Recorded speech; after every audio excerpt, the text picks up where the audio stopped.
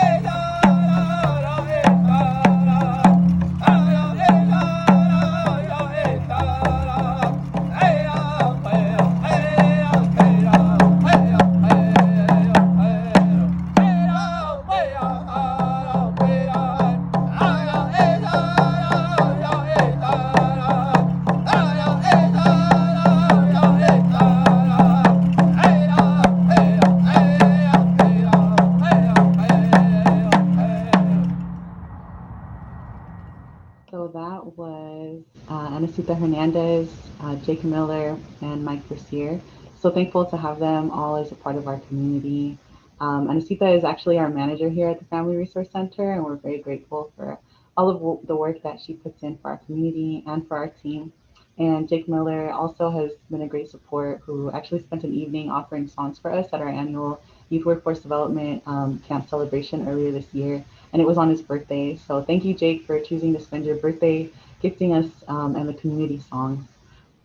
So before we get started, just a reminder for our community, please use the chat feature to send in your thoughts, your affirmations, and your questions can be sent either through the chat or through the Q&A feature that should be at the bottom of your screen.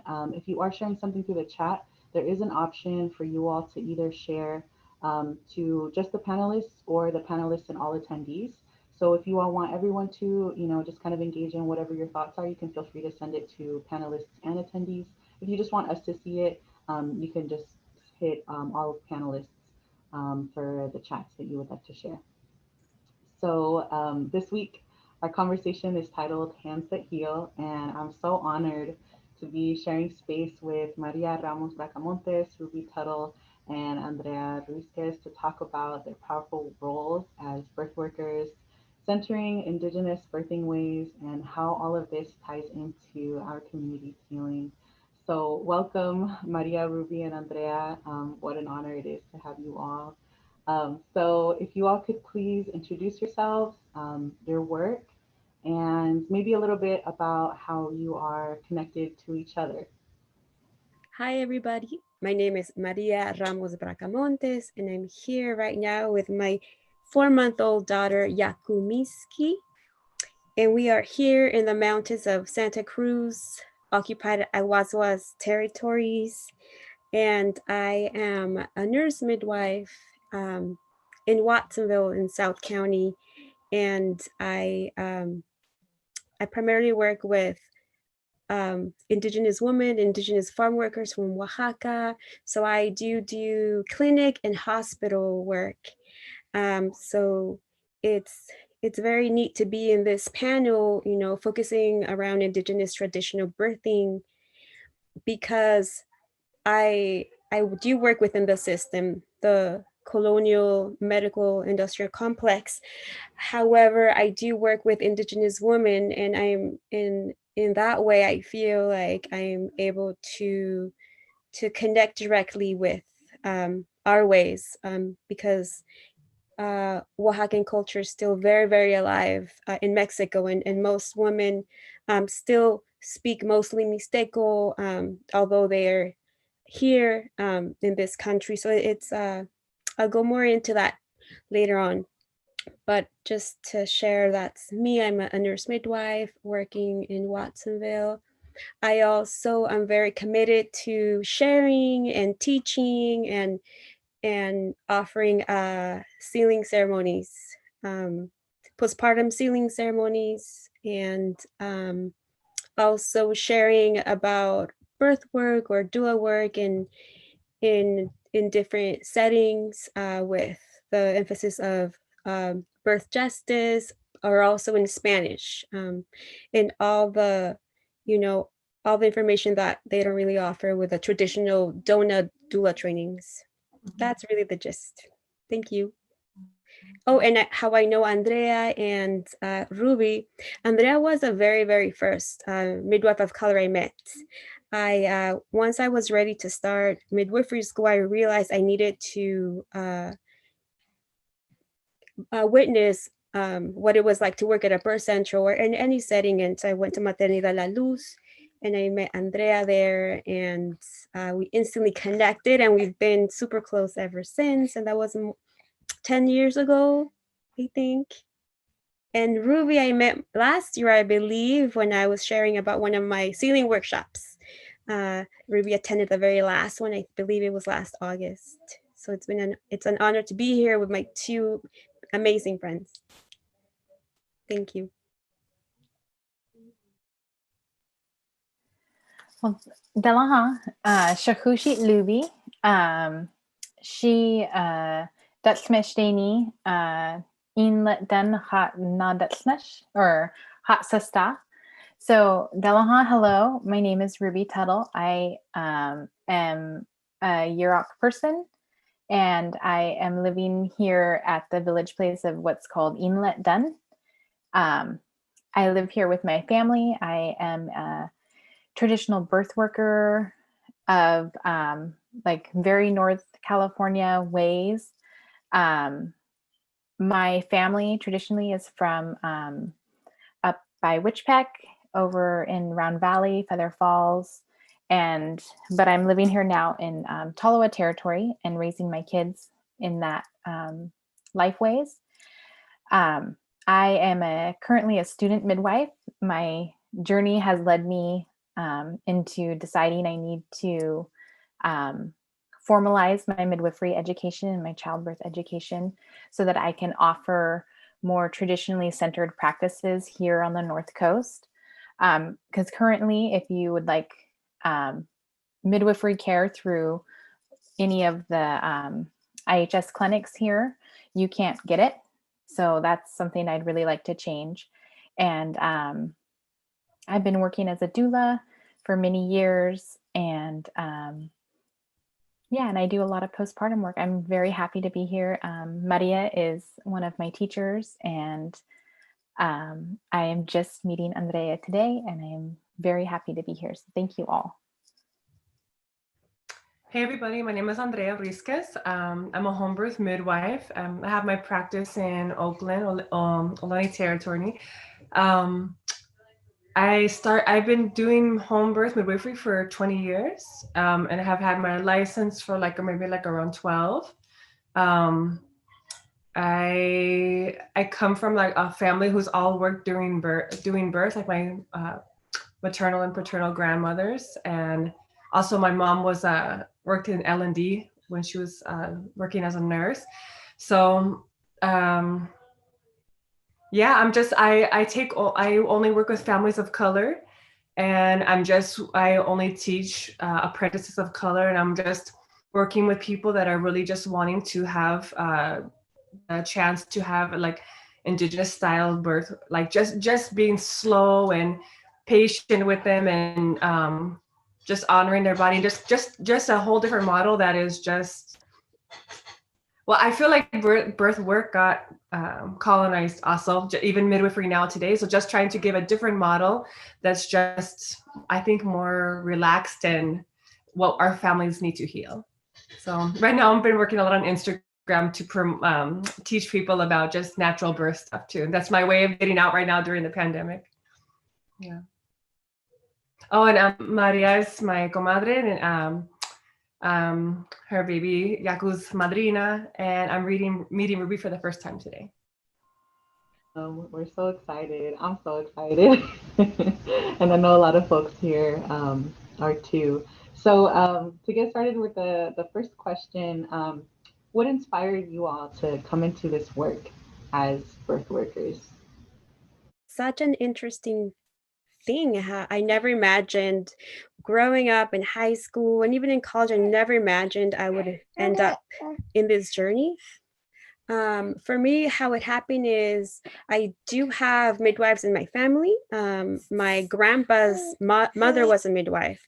And then, you know, back in the day, everyone married very young. So he would accompany her, and this is in Jalisco. They would, you know, walk or go by horse or donkey to other towns for my great grandma to attend births, and he would go with her. And then when he married my abuelita Chayo, they would both go. That's how my maternal grandmother learned midwifery from my grandpa's grandmother. And I didn't really grow up with the knowledge or anything. I also didn't think you could study to be a midwife. I just thought that's the way, you know, like you either learned it from your family or you didn't have access until when I was a senior in college here at UCSC. I was working at a coffee shop and I met a midwife, home birth midwife, Cindy Bacon. She was just incredible, her energy, her passion, her knowledge. And she invited me to, she had a study group at her home and she invited me and even sponsored me. So I was actually able to study with her for a year. I never got to the practice stuff because it was home birth. And of course, I was the only person of color, and it was a huge time commitment. And I just knew that I wanted to serve my family, and home birth didn't seem accessible. And you know, this was like a little bit more than 10 years ago. So so after a year of studying with her, although everything about it was like exactly what it just resonated with me and I loved it, but I was just sad about the fact that I just didn't know how I would be able to work with my community. So I basically dropped out when it was time to start the hands-on, because I was working 2 jobs and raising 2 teenage brothers. And so I just let it go. And then I came back into it after I had my daughter in 2006. I didn't even know there was nurse midwives.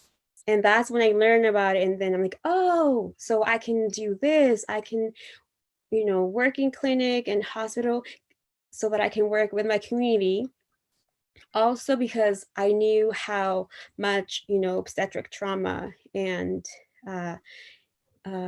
institutionalized racism there is in healthcare. And I really wanted to change that. I personally, with my first birth, I did not have a positive experience, although it was although it was nurse midwives.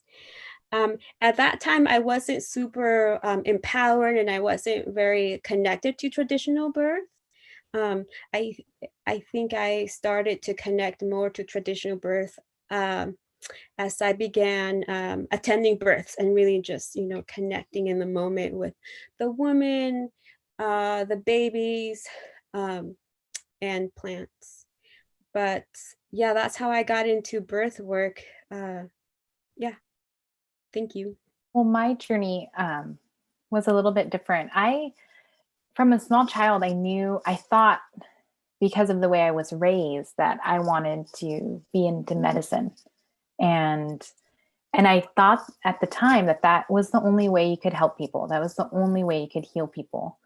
And once I went to college and, life happens, and that wasn't going to be a path that I could follow. But what happened along the way was I was able to connect more with the different herbs and the different plants of my area. I found my teachers, and I became very entrenched in my herbalism studies. And through that kind of brought me back. It brought me back to this idea of healing and realizing that you don't have to heal in the colonial way. And to me, that's very funny because I grew up in ceremony. I grew up in a ceremonial family and attending ceremony all summer long. That's what we do every weekend, all summer, is you go to different ceremonies. And so to not realize until I was in my mid-20s that there were different ways to heal, even though I'd been around it my whole life. So I started with herbalism, and in our community here, we do our flower dances, our coming of age ceremonies for our girls. So I had a flower dance of my own, and was able to experience that. And when I started really working in the herbs, I realized that a lot of the issues that a lot of our younger women, our younger womb carriers were having were around this lack of knowledge on how to take care of and how to heal themselves. And really too, with a lack of resources to do it, a lack of money, thinking that you have to go buy this or go get a pharmaceutical, not knowing that on the mountain behind them grows the plant that they need to help them. And not only just the constituents of the plants to help them, but the fact that that plant is growing in the ground where their grandmothers lived, where their ceremonies have been held, where their people have always walked. There's this terror psychology in the plants and this power within the land. And connecting that to the fact that when we pray to the land and to those very mountains where the medicines grow that we use to heal ourselves. And so I started along that path. This, herbalism led me to wanting to work with young women and realizing that the young womb carriers become the pregnant birthing people that become the mothers or the caregivers, and that it doesn't just stop in one area. It's cyclical.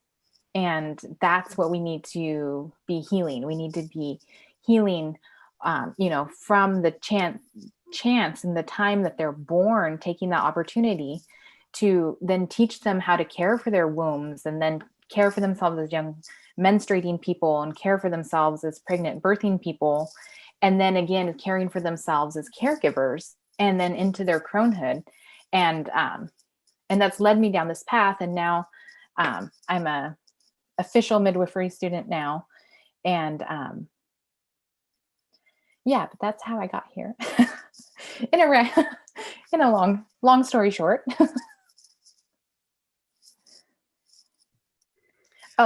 Sorry.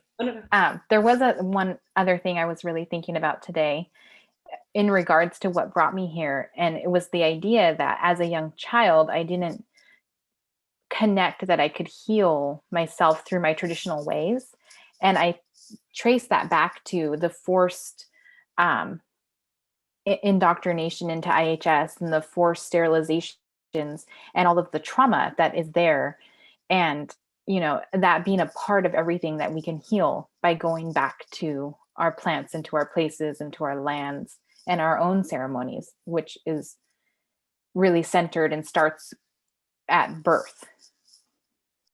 I started out midwifery just hearing a lot of stories. I guess I started with a lot of stories about my grandmothers and just what it was like for them to do births, and just hearing my older aunts just talk about what that culture was like my grandma going to people's houses and staying with them, how she wasn't a midwife, but she was always the one helping because she already had 10 kids and things like that. And then my grandma on the other side would attend births, and my mom grew up in Old Town, New Mexico, like in an adobe home, dirt floor, like, with everyone in their community, the similar houses, and she was the midwife in that area, or the partera, and also she worked with herbs and she did sobadas and all of that. So I just grew up hearing that. And then I also heard how my mom, when she was like 18, 19, she got pregnant with my oldest brother, her and my dad. And how from that experience, she went to go get checked out by a doctor, and she ended up experiencing like really horrible obstetrical violence, violation. And so just hearing growing up, as I started coming of age, hearing my mom's stories about that and stress, like that she was projecting on me, wanting me to be safe, being scared of like, the whole thing. So then that's my upbringing. And then I moved to Peru because my aunt was, I had some family in Peru, even though we're Mexican and indigenous from New Mexico. But I met at a dance club. I met a midwife, and we just started talking, and she was also queer, and like, she was like, yeah, I'm doing midwifery in this mountain over here, and it's just in a shanty town. So if you want to, I'm actually looking for an apprentice. And it was like so perfect, like the synchronicity. So I just started following her, carrying her bags, and I was like on poop duty forever. My job always cleaning up poop. And I was like, so I don't know. I learned a lot from her. She was very generous. And from her, I just learned like, this is very simple. There's like a very simple natural design, and we're just here to attend them. And I saw that like there wasn't a hierarchy. She was their peer and helping them to feel good about this process. And I just was so excited to see that, because I knew I had this feeling in my heart, like if my grandma could have just attended my mom's pregnancy, and how so much of that trauma could have been, dodged just by that. Like if that link hadn't been, cut, just to get like midwifery care, having people who love you take care of you instead of strangers who, don't love you and don't have interest in your community. So, yeah, I when I went to Maternidad La Luz and worked there for a while, went to school there, and then became a staff there. And but my passion was to do home birth, and like my logo for my practice, I just have it. It's an image of my grandma, who was the partera, and sitting down with my mom, who's pregnant. And that's just my prayer and my intention for my practice, is just to redo that link, So my mom was born at home, and then she had her kids in the hospital, and it got like, messed up. She got very racist, abusive care. And I'm just like, my goal in my life, my prayer is just to be that link to help bring this way back. So more people can have that. It does inspires me that more people can have that kind of care. All of you were kind of already talking about, Maria, you had mentioned that Andrea was like the first like partera of color, and talking about also like institutional racism within these spaces, and all of you touching on that. So how does birthing in this way differ from colonial Western ways of birthing? Wow. I think that this is where my training and experience is very different than Andrea's and Ruby's, because I don't get to attend campesina's birth in a ceremonial traditional way. I'm also very new. I've only been licensed for 1 year, and I actually got pregnant like a month or two after I started my job. And then the pandemic began in late March. So that means that I haven't really even attended that many hospital births. I was mostly in the clinic. So this is actually a piece that is really, I'm still, every day I check in with myself, like, how am I doing this? Like, for my personal care, actually, Andrea was my midwife. I received the beautiful, amazing care of Andrea for my pregnancy with Caracol in 2017. He was born in January 2018. It was so amazing to have such loving, like you said, Andrea, you do bring a lot of love, and really it's when traditional prenatal care is it consists of course, checking in, how are you doing, pláticas are really like allowing yourself to express, what's in your heart, what's in your mind, how is your body feeling. If I need a little body work, she would do body work, touch, a lot of touch, and if we needed to do any lab work, of course, the vital signs. But it really, the gist of it was just like feeling loved and cared for, and connecting with a baby too. Like, it's two of us.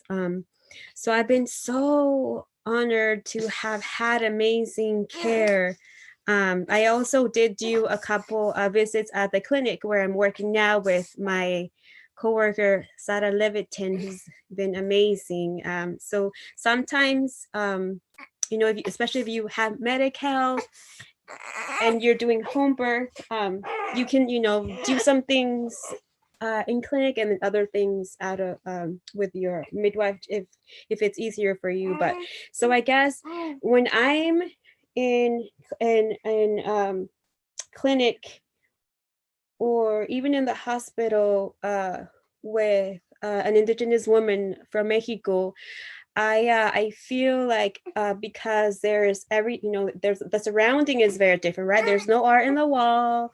It's just machines and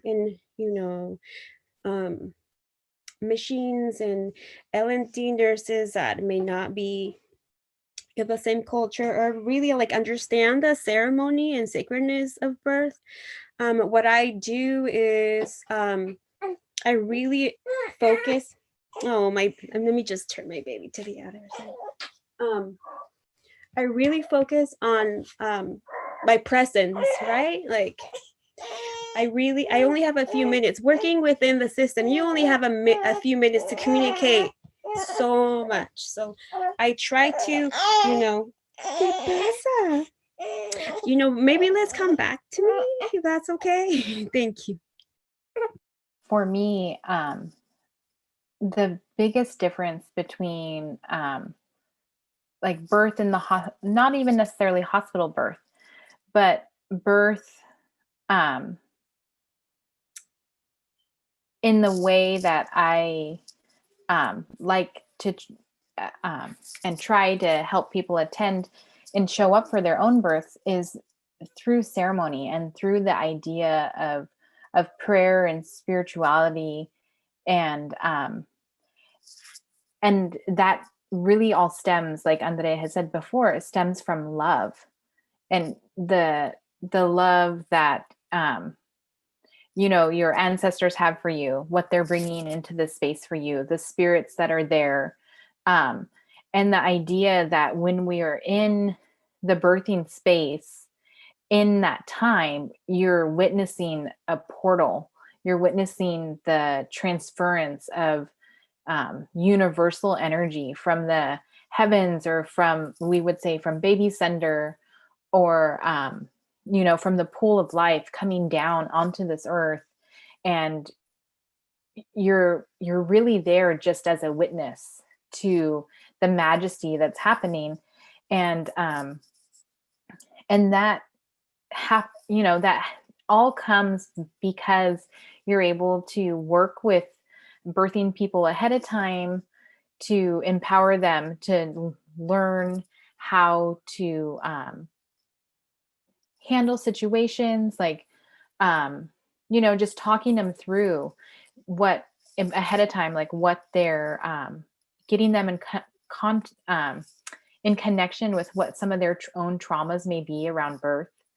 And because if you don't talk about that kind of stuff ahead of time, or what was mom's experience with birth, or grandma's experience, or maybe your sister had a bad experience, that's all going to come up for you during your own birth.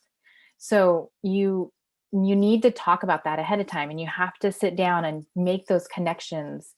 And then also realize too that the little human that you're carrying, the one that's coming into the space, is bringing its own intentions, and it's coming with its own spirit, its own soul. And that's, I do talk a lot about prayer and spirituality, because it is a lot about prayer, and you have to sit and pray with the, the new soul, and you have to, I'm not explaining that very well. But you have to make that connection, because it's the two of you working together in that moment to, in that moment always comes where it's like, it's the choice. You come right up against it. And it's that moment of, there's does that little one cross over into earth side, or does it stay on the spirit side? And so being able to create a space with like burning, for us, it's our shranski, our medicine root, or sometimes called kishwuf, burning that medicine root, and allowing there to be song and prayers in your language that are all connecting you back to the times that help you feel and remind you how powerful you are, and remind just everyone in the room you're sitting there in reverence and in witness to the miracle that's happening in front of you. I would say that for me is the biggest difference. I love that. I'm like just following that. It's just the way you walk into the house when you're going to the birth. It's like, I have worked with some other white midwives, just, when I first came to this area, and just, I was noticing like, it's really different. Like you can walk into a home that's the birthing person is in labor and they're doing a thing, and you can try to think, what are all the ways that I could speed this up? What could be going wrong? And you can have a mindset of just like being really busy in your head and trying to solve something, instead of just relaxing and sitting and walking in like you would in a ceremony. You walk in, how we walk in the house, and just find a place to sit and just kind of look at the mom and just connect. We check the heart tone, set up, our emergency equipment, but mostly how I feel that I'm holding space for a ceremony is just not taking up a bunch of space with fear or things like that, just being relaxed. And I feel like they're going to have a ceremony no matter what, and it's either I'm going to honor it or not. So I'm just choosing just to like, not try to get ahead of myself or solve something. If something does come up, like your expertise will just show you what to be doing, but it's more like an intuitive action or inspired action. It's not like, you want to try every tool because you have it, every tool in your toolbox just because you have it. It's a really different mindset. And I feel like that I really, really want to bring that back, because I feel like so many women that are getting trained for midwifery, it's done through fear. And I feel bad, because I feel like they have to unlearn all of that fear before they can sit in a birth and appreciate, like you just said, like the majesty of the whole process. So yeah, it's definitely ceremony. And I feel like it's just learning how to be calm and relaxed and present. Thank you, Andrea and Ruby. I try to do all that also in a few seconds. I think that there's like that, like well, I don't feel like an internal conflict, but it's like a more like social conflict between, the hospital and out of hospital. But I don't see it as a choice for my community. I really, really feel committed to undocumented women, campesina women, indigenous women who do not have access to even a proper home or proper documentation to even try to anyway, I feel very committed to the people that I work with, right? And also I feel committed to bringing traditional, cultural, loving care to them. And so I try to do that in a few moments.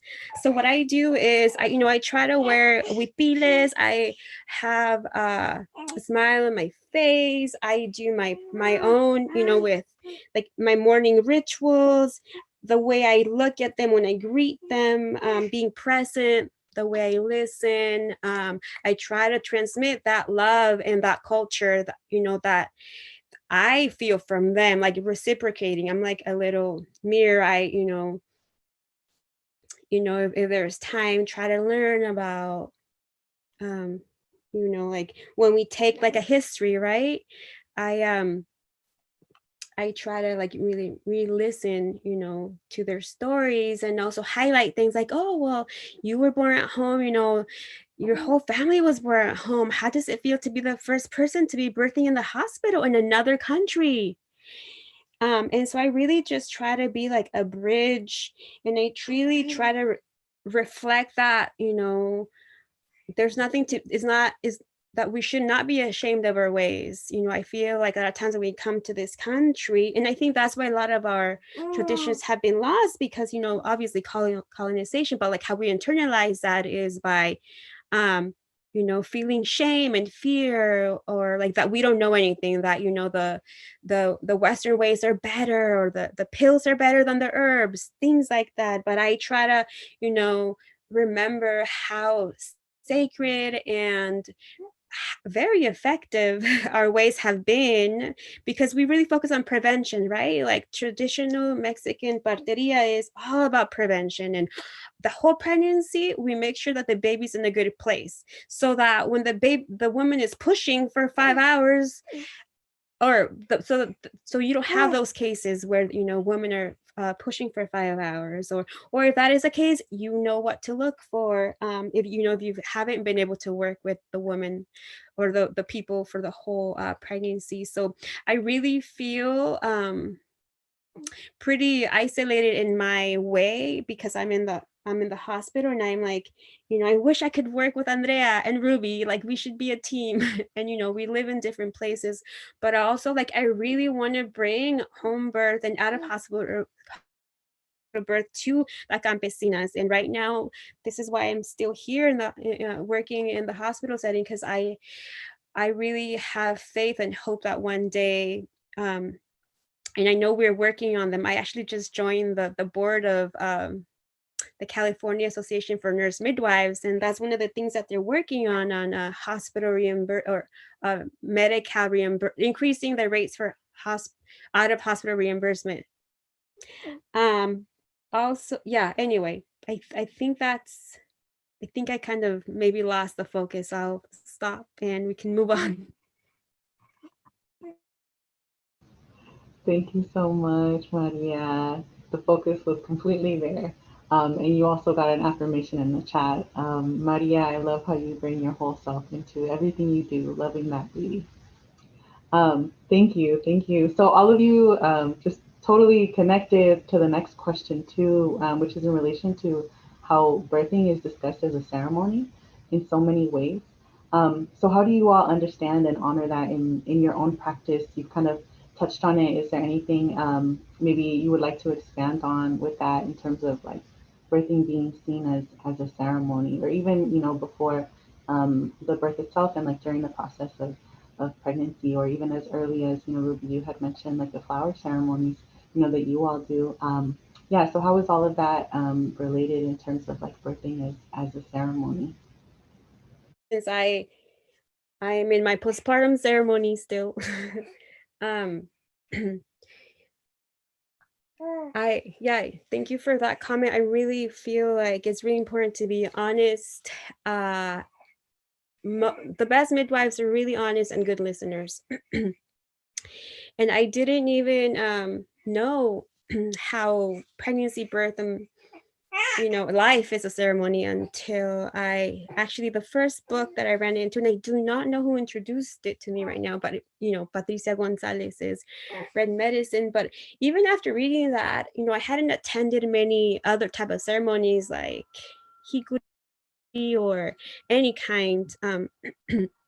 So I still didn't know what it meant. But I think for me, what brought it all together is growing up in Mexico. So I was born and raised at home in a small rancho in Jalisco, and I did grow up. The homes is mostly like a room or two, and then you really live outdoors. So I really feel like growing up in a small town. I remember the days when we had no electricity, so we had to use a fire. I feel like I grew up very connected to Mother Earth and the elements. So by the time that I gained that like conscious awareness of ceremonies, and especially of birthing, I feel like I felt it deep, deep, deep in my body, in my bones, in my DNA, and it was like started to wake up. I started to like just feel how amazing it is to be so present and to be so connected to not just this realm, but also to our ancestors. Like this baby girl, her pregnancy ceremony was incredible. The moment she was in my womb, I knew she was my abuelita and mom. She's abuelita mom. And you just start getting those those messages from your ancestors, just like affirming who what you're meant to do, and also you just like find that space. Yeah, you're telling them too. ¿Qué más? Yeah, just like the relationships with not just with your body and your baby in your womb and your midwives or caretakers, but also in the natural world. It just becomes very palpable and you just feel it. And certainly the labors are the most intense part of the ceremony. That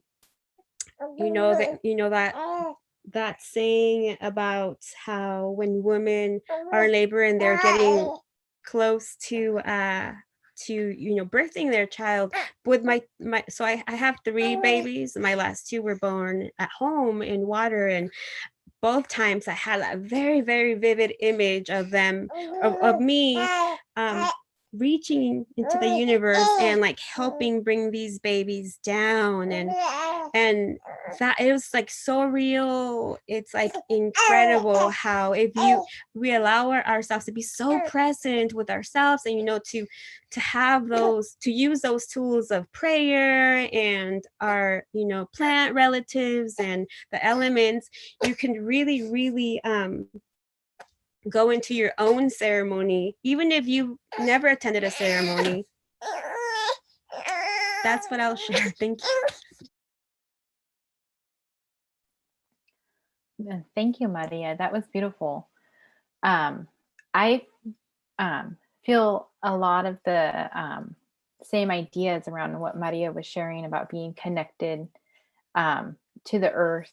And what I find to be really true here in the traditional community that I live and work in, one of our biggest ceremonies, or not biggest, but our most common ceremonies, is the brush dance, which is a healing ceremony for a child. And it's really easy for me to make the connection between birth and then attending one of those ceremonies, because when you originally think about, oh, I'm going to go to this dance, you have to be in the right mind frame. And so as a birth worker, and even as like a birthing person, it's it's a lot about what's going on in your own mind. You have to come at it with an open mind, without anger and other kinds of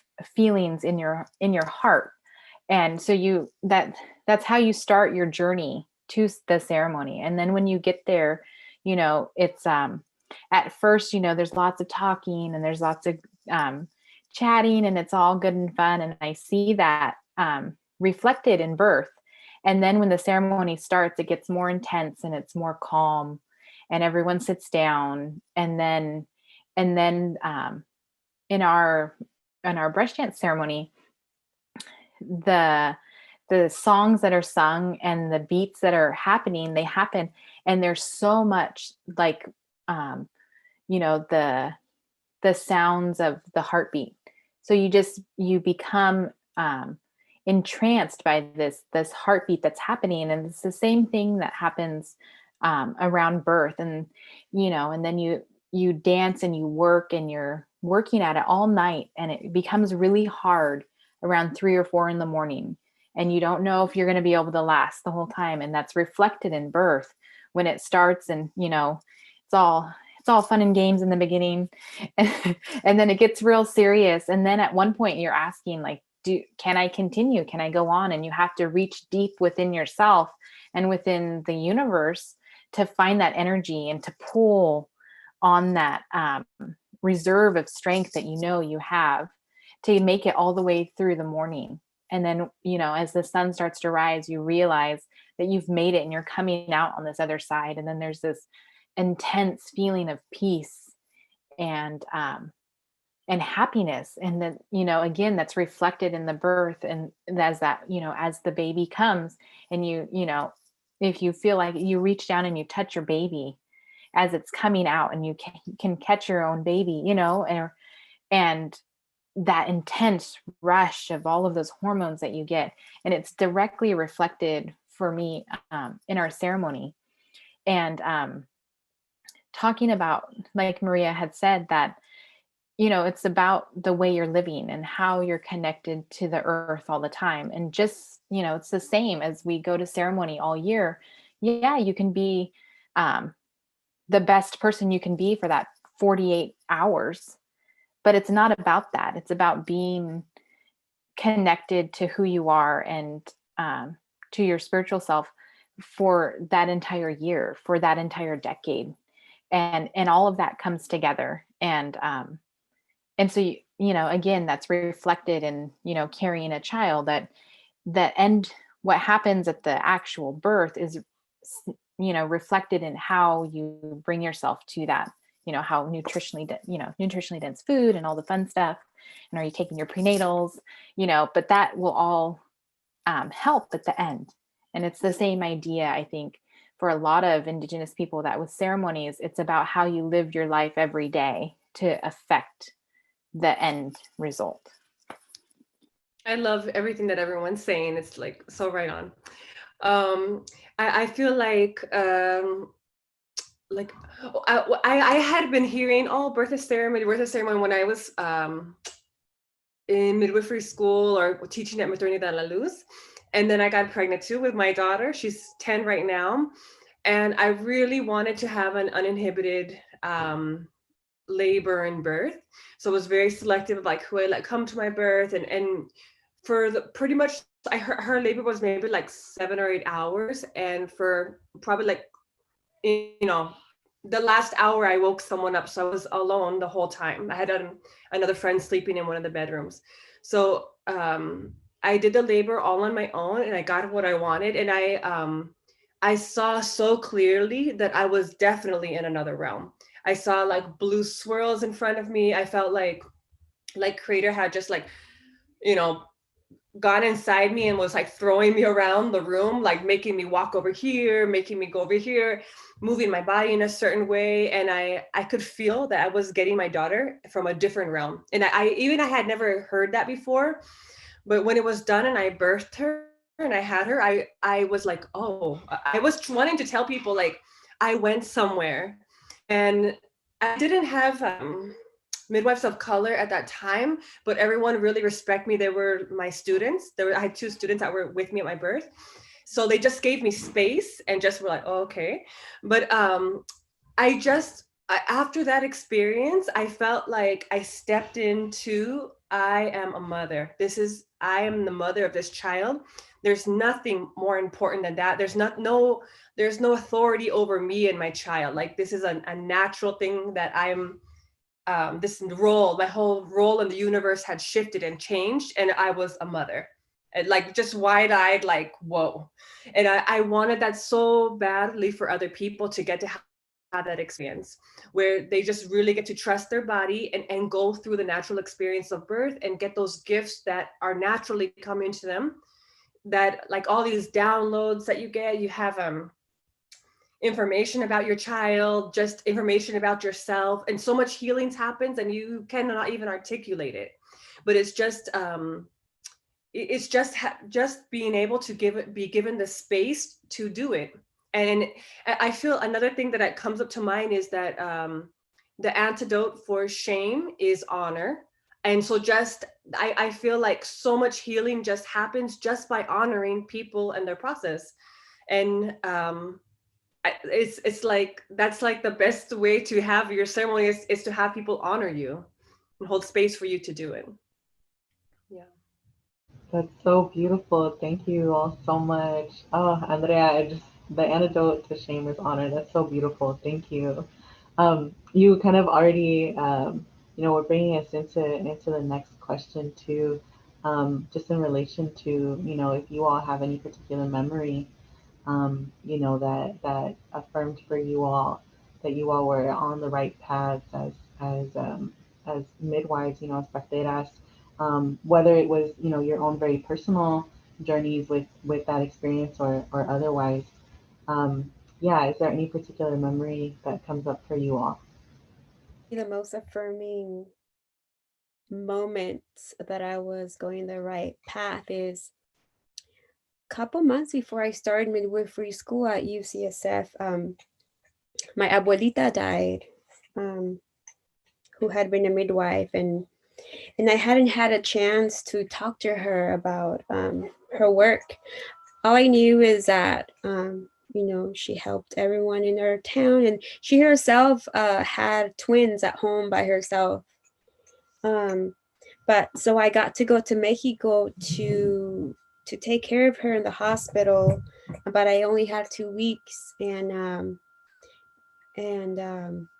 I was there every day. But I wasn't a nurse yet. I was about to start nursing school, so I was in the hospital in Guadalajara, and I knew they weren't giving good care, but I just didn't know anything. And I did what I could. I advocated for her. Other family members stayed, and I had to leave, and I was saying my goodbyes to her, and I asked her for her blessing, and I asked her, Abuelita, do you think I'll be a good midwife? And she's like, ¿Cómo no? Just like the way she said it just like stayed in my mind, and I even feel the vibration in my body of the way she said, of course, like, like, yes, this is what, it's in you. And then I left, and she died as I was walking away from the hospital. And I was so upset I didn't go back. I decided I had to come home to my daughter, and so I prayed my whole way home. I prayed. I asked her, and I asked Creator for, like, how's my abuelita gonna live? Like, she was my favorite person in the whole world, and I was devastated. And I just, for a couple of days, I was just like, what am I gonna do? How am I gonna honor my abuelita? I need to feel her presence every moment of my life. She was like my mother. My mom died when I was 7 years old.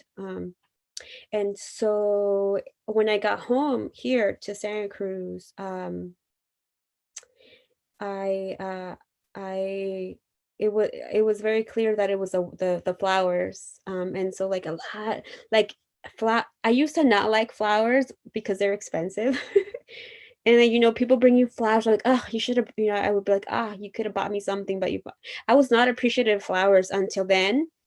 And now, and so that's when I started working with pericon and really start connecting to herbs and plants. I also grew up, with the remedios and sobadas in Mexico, but it wasn't until my abuelita died and it was yellow flowers that I started feeling more connected to her. So that was very affirming for me. But I think the most affirming has been my own pregnancies and births. Having that hospital training that does instill fear, because there's so much to think about, so much that can go wrong, so many possible complications, and there can be death, right? My mother died in childbirth when I was 7 years old. So having had all that institutionalization and Western training, and having lived the lived experience that my mother died in childbirth, have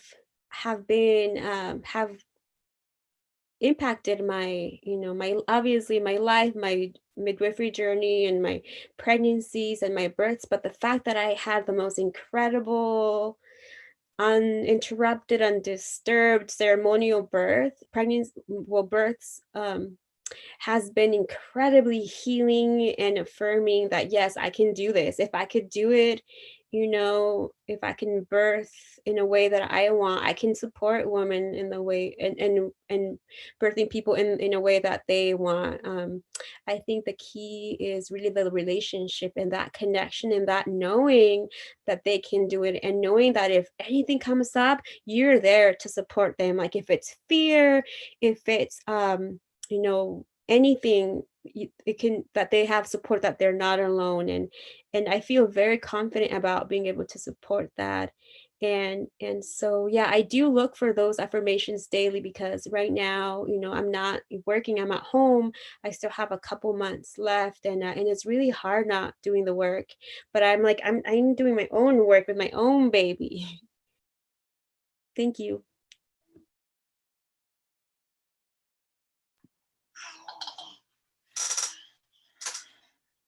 Thank you for your stories. I feel for myself that one way I've known that I've been on the right path is that things happen for me. And we always talk about that in our culture too, that, when you're doing the right things, things will just come to you. And so one of the things, just even thinking about the realizing that I wanted to, or felt like I needed to attend like a formal midwifery education, I was feeling really conflicted about that, because wanting to be able to stay and do, focus on home birth and traditional ways, there are some things in the licensure that just don't allow for that. But then I was able to meet up with Maria right not that long after I was really struggling with this decision, and talking with her about what she's doing and how she's able to work with hospital birth, and it's like, oh, okay, this is still happening. So that was one instance. Another instance that maybe one of the first times I thought about going into birth work was some of my first experiences were around death, infant death. And standing there and realizing that this shouldn't be so medicalized. This is a moment when, if we had already been in ceremony with that birthing person, that mother and that child, then it would be an immediate transition into the ceremony of mourning, instead of all of these other things that came up. And that actually happened to me at a point too in my life when I was really looking for a direction, and realizing that, you know, I can do something about this. I can help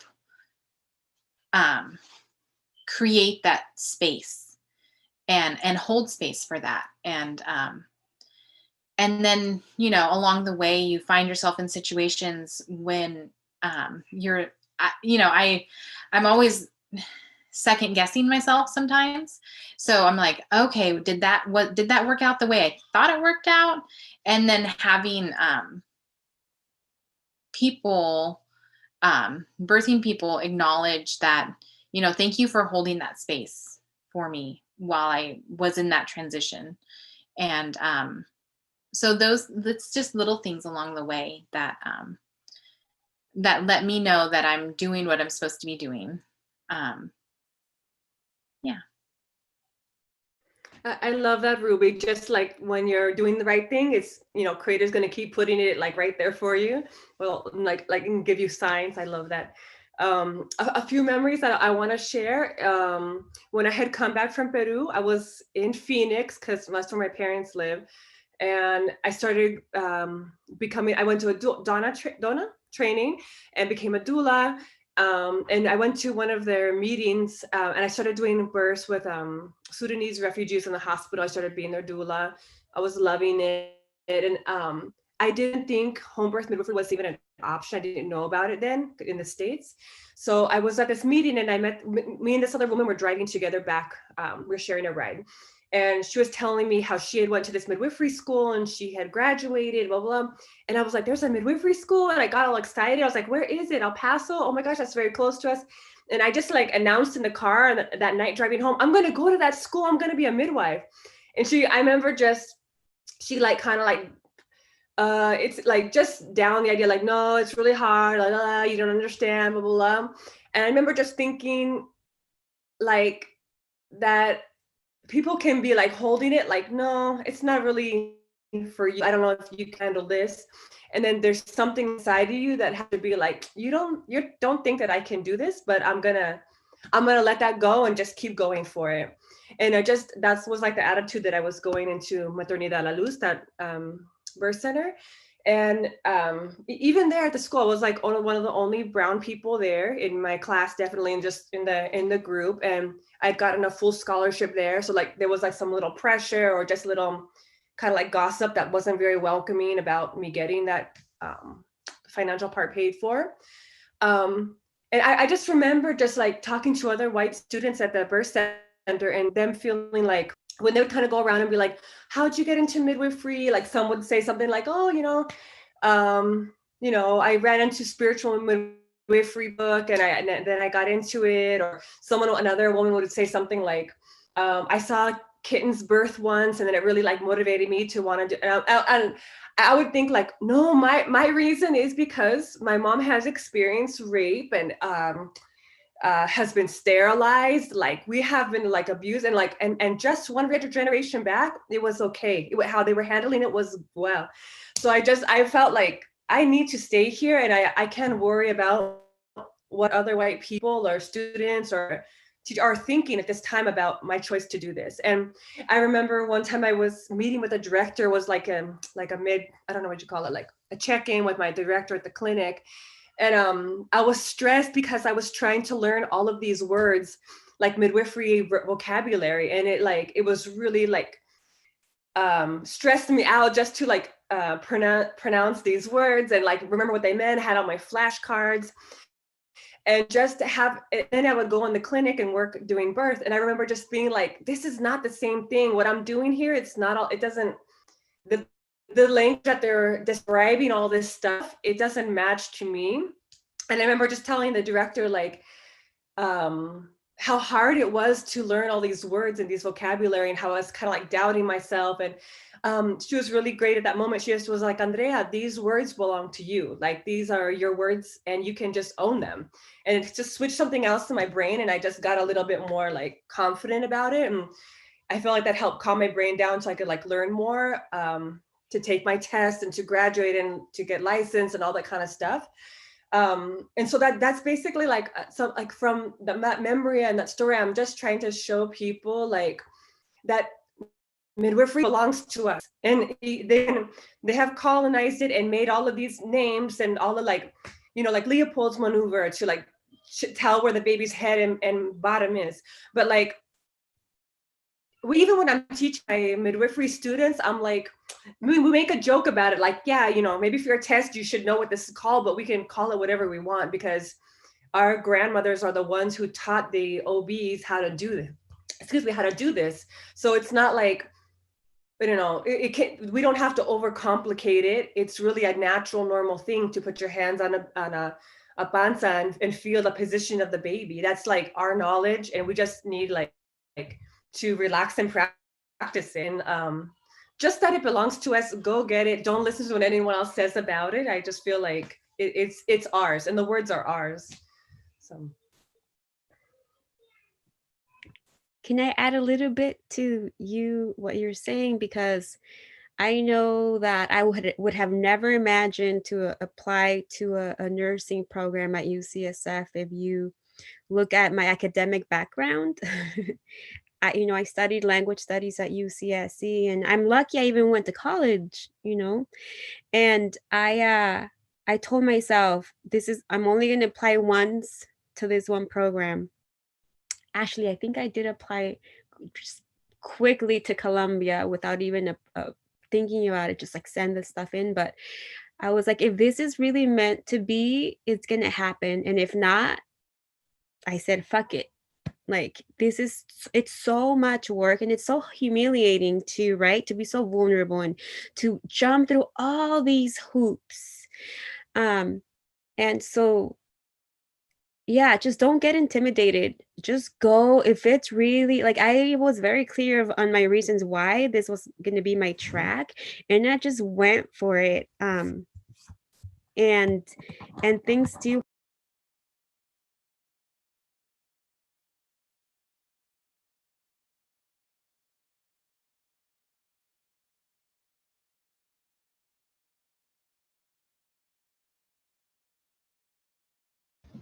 And was I muted that whole time?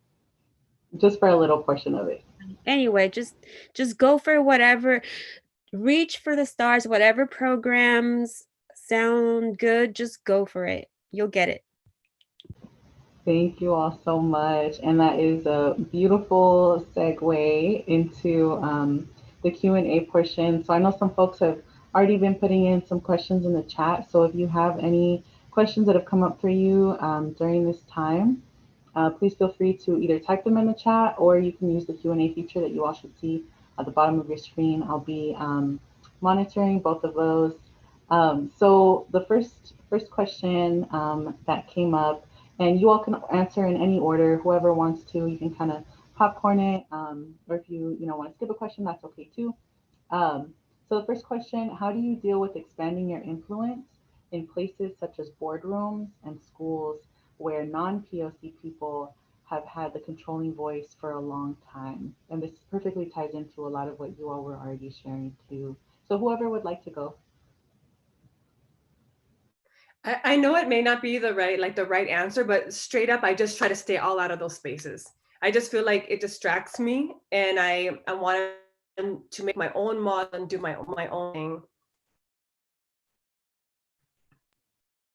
I love that, Andrea, and I'm so honored to know you, and that that's how you move in this this path. But I am in the leadership positions are all white, and so it's something that I can't get away from. And actually being home with with my baby, and even for the last few weeks of my pregnancy, have really allowed me for a lot of self-reflection and really a lot of healing. Being pregnant during this pandemic, and all the all the public talks about racism have really shown me how much I'm still carrying. Like, I thought I've done so much healing because, I have, when when you're in higher education, you just, it's unavoidable. But being home, I realized how much healing I still have to do and I'm doing. And so what I'm doing is just trying to stay very grounded in my clarity and in my voice, in being so proud of my who I am, of my culture, of my traditions, and yeah, I'm trying to lose that fear. Also, with my actions, like I was sharing earlier, I'm giving everything a chance. Like, I'm joining the board of Nurse Midwives of California. um I think that, speaking up as much as possible, um, without worrying too much about, may I lose my job? May I lose friends? May I be treated differently? May I get more, consequences, or like, yeah, will I be treated differently? And, when we are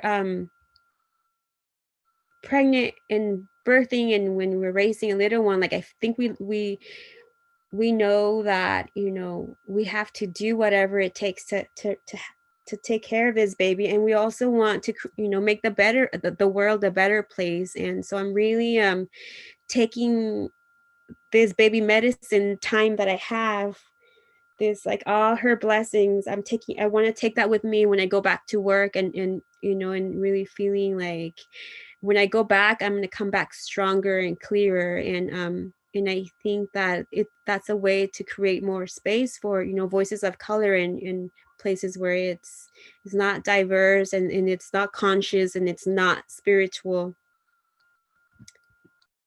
I would say for me, that I tend to easily get distracted by the fight, the quest, the the reclaiming of rights in certain spaces. And I don't want to be distracted. I want to be able to work on what I want to work on and with who I want to work with. But at the same time, the lack of Medi-Cal reimbursement for home birth, midwife, or it being so low means that there's less opportunities for people. They have a better chance of getting the care paid for if they go to the hospital. All of these things, we do need to have those voices in those places. And sometimes, I'm asked to speak about certain things, but I don't want to get lost in that. I want to get lost in the world of holding space, and I want to get lost in the work that I'm doing, and not get too distracted by the energies that I feel are oftentimes actively trying to oppress what I'm doing. So thank you all so much for your responses. It's kind of reminding me of something that I had heard, like when people say like, oh, we want a seat at the table, and it's like, no, we want our own table, or we're gonna build a table together, for our own community, So yeah, very beautiful responses. Thank you. This next question, very beautiful question. Can you share about the sacred role of two-spirit, queer, trans birthing people and the reclaiming pregnancy and birthing ceremonies specific to these communities? Well, I consider myself two-spirited, and I don't have anything special that I do with my queer families or my trans dad birthers, but just the same thing, and just like loving their families. And I feel I love knowing that back in the day, queerness was like something that was honored, and those were the people that were kind of like the bridge in between, like, men and women, if they had like needed some help to understand each other, or just like they had a good place in the community. And I just kind of think back into that sometimes, just like, this is a good role that I have, and I see my queerness as like a bonus. Yeah, I don't know much about the special ceremonies, but I do know that it's really important as people that hold that sacred space to bring light into the world, to really, really remove our own biases, our own judgment, and our own oppressions of this community. So that's really where the best that I can do right now with what I know. And I would love to learn more. I would say that for me, in all honesty, this is something I need to work on. I've been actively for myself trying to normalize the naming of body parts in a non-gendered way, and like what Maria had said, what I do know is that our ceremonies weren't any different. They were the same and full of love, and what we, in our language, we have terms for and words for people who identify differently, and I think that's so important because it's not new, it's not trendy. It is, and it has been for thousands of years, and just honoring that space and accepting the love and the light that comes from them is a part of that ceremony. And just like I said, this is something I've been actively trying to work on, memorizing and identifying things in non-gendered terms, and yeah, be trying to be completely honest, and that's something that I am still working on. A quick thing that I'll just say is I'm noticing for most of my clients that are queer or trans that we don't have to show up perfect, knowing the whole everything, what to say perfectly. It's just that respect and effort, and just coming there, being honest to your true self is very good. Another question, it was kind of a part of the first question too. Other folks that want what we inherited from our ancestors, how do we navigate that? And others just put in quotes, I'm assuming it's probably in reference to non-POC folks. Yeah, want what we inherited from our ancestors, how do you navigate that? What's the question? I'm sorry. Others want what we inherited from our ancestors, how do you navigate that? I'm assuming it could also kind of be in relation to maybe non-POC people wanting to take on indigenous birthing practices, possibly. Maybe touching in relation to cultural appropriation in the birthing world. How do you all navigate something like that? Well, I feel like, because I have taught some workshops, and I am on social media a lot, and I do have a lot of, birth worker friends who are white. It comes up a lot. And I think that, depending on where our own healing journeys are, or where we are in our own healing journeys, is, how we respond to these situations. Sometimes I'm angry that they even asked, or this or that, or sometimes I'm just oh, everyone needs healing. And, these are ancient earth-based traditions that we're, we're all indigenous people. Just some of us, just have our ancestors have been practicing these ways for, more recently than others. So I really feel that transparency and honesty, and really having good trust with the person or community that is wanting to learn, at least from me or from my culture, is really important to me. I really think about that. And I also think about how to present. And I also think about, what conversations should happen before we even share anything. It can really, it can get very complicated. But what I do know is that someone is in need of healing and comes with a very open heart, I will, show up. Maybe ask them to look at what their ancestors did.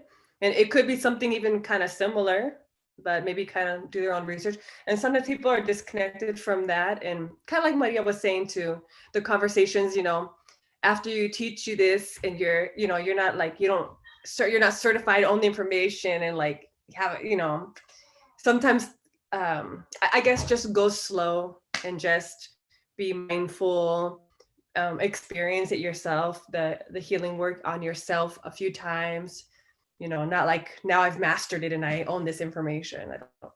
We have to be careful that it's not going into like, that's a colonial way to see the information even.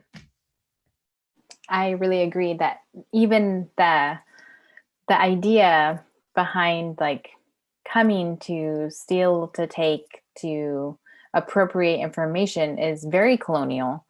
I often will ask people to look back at their own ancestry and to dive deeper into that, because like Maria and Andrea had said, that we are all indigenous people from somewhere. We all connect back to the earth at some point. And if you are feeling the urge and the need to have that earth-based, that terra connection, then it's coming from that part of yourself that is still connected to earth somewhere. I know, like, even for me personally, that my last name comes from that through a lot of research, it comes from a specific place in England where there's this teeny tiny hill that used to be called Tuttle, and then the people that lived there became people known as Tuttle. So I know that, if I can find that kind of information, then, and that's, however many generations ago, dozen generations ago, then there is a way for your other people to find even the basic idea of what section of a continent you're from and maybe what type of indigenous practices they had there. And, because even with like smudging and things, everyone used a type, whether it was with plants or smoke or steam or however that was. I feel like every culture did that in some way. You just have to look back and find out how you did it. And it may be the same as what I'm doing, but it could be completely different. Like, I don't know. That's what I always say is, well, just look back and find, figure out who you are. Because that's probably where your questions are coming from in the first place. I did have one more question, and while I ask it, and while y'all are giving your responses, folks who are here watching, if you could please put in some affirmations for our panelists in the chat, and we will read them at the end. So the last question, I know there's a lot of folks here that, a lot of our community members that we're really excited for this conversation because they're aspiring midwives and want to work as birth workers in the future. And so what advice or loving words would you like to share with them or with our youth in general that that kind of like hope for this path for themselves? I just want to say that, don't be afraid to reach out to us here or just anyone in your community that you know. Also, I believe that birth work is a way of life. It's how you tend to yourself and everyone around you. And there's so many ways to do this work. And the most important thing is that we're trying to really, I know you, Andrea, because you're my comadre, and I know me too. We really, part of why we do this is because we care about our children, right? How do you want to bring children into this world, and what messages do we want to give them, and how do we want to raise them? So this is not just a career path or a calling or a trend, is really a way of living, taking care of each other and also our environment. I would say to if I had to so if I look back and gave advice to myself, say to keep going, don't get discouraged, don't worry about money so much, because it'll happen. If it's meant to happen, it'll happen. And to reach out, there's an entire community of people out there who are just waiting to talk to someone, and they don't know you want to talk to them until you reach out and say, hey, what do you think about this? And then all of a sudden, your circle has grown, and it continues to grow over and over again. And all of those people too, they're all encouraging you, because for me too, it's about how I'd like to raise my daughters in this world, and how I'd like them to be able to experience this earth and the love and the joy that can be here. And if I'm not going to create that for them, who else will? So, if that's something you want, and if it's something that you strive for, then do it, get out and do it. And yay, how exciting. Yeah, I love that. I think just know that you are totally needed. That whatever like magic you have, your experience, just the when someone looks at your face and label, all of those things are gifts that your community and your the people that can relate to, they really need your special gift. And just like go for it, because this is we really can reclaim birth just like in one generation. Just imagine if like just I don't know how many percentage, but just like if we all just started changing a little, then our children, they wouldn't accept this bad treatment. They would just, the norm would be for them, to be loved and honored during this. And I think it could really change a trajectory of a family, just being loved and honored, like the dad not being emasculated or being scared. Or you can imagine your first introduction to parenthood is done with respect. And just like we need midwives of color, we need indigenous midwives. And just if you're on the path to it, I think, I know we have to interact with white ways for licensing and education and things like that, but just as much as you can, try to put the white gaze to the side and just keep going straight towards your goal. And just really just be thinking about the communities and how they need you, and just keep going for that. Yeah.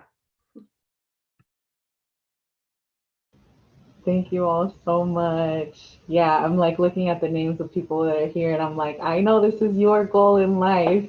We need you. So, yeah, very thankful for all of your loving words and some affirmations from the community for you all. Expressing gratitude to all of your mothers who received you, expressing gratitude for your knowledge and generosity. It was an honor having Andrea as my midwife. Thank you to all the panelists for sharing their wisdom and love. You are all incredible, strong leaders. Thank you all so much. I'm so inspired and grateful for all you shared. May Creatrix continue to bless each of you and protect you on your sacred paths. You strengthen our communities and future generations, sending my love and gratitude. I'm so grateful for your time and knowledge and generosity of spirit. I promise to listen and continue trying to learn. So grateful to each of you and your paths. I pray for you all, your families, and the families you serve. May the love continue to grow and spread. Abrazos a todos. Whew. Thank you all so much. Thank each of you for being here and sharing all that you shared with us today. It's such an honor to listen to all that you shared and to take it in. And I know our community greatly appreciates all of you. So that concludes our fifth and final session of Red Dress Special. Thank you all so much for those that joined us throughout the month, and what a beautiful way to close out Native American Heritage Month here. All of these sessions, like I said, are recorded, and we will be posting it on our social media. So on the Facebook page for the Indian Health Center of Santa Clara Valley, we will be posting the link for this session, and you will be able to find all others for the entire month there as well. So feel free to revisit, this session and listen to all of the beautiful things that were shared tonight. So thank you, Ruby, Maria, and Andrea. We all appreciate you. And if you all have any goodbye words for the community, feel free to unmute and share while we close out. This was really fun. Thank you, Miriam, for holding such warm and loving space for us. And I can't wait to hear from anyone. It was an honor to be with you, Ruby and Andrea.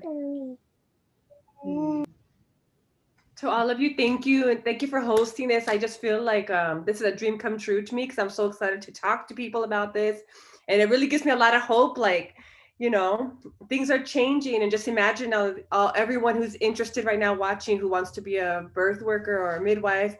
When that happens, it's gonna be so much goodness. It's gonna spread exponentially because all those families and then how their experience. I see so much goodness coming around the corner.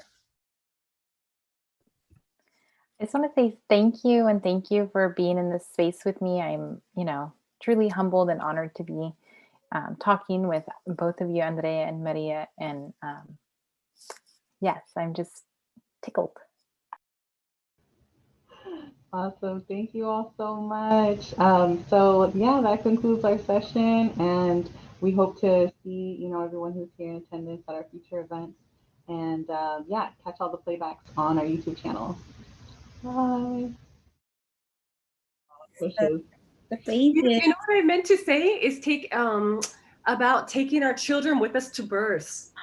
Because my daughter has been to like 200 births, and I'm just like, you could just be taking her, and how much they learn just by being there. Yeah, the midwife I'm apprenticing under right now, when I had gotten pregnant right after last August, I was like, oh no, now I have to put my apprenticeship on hold.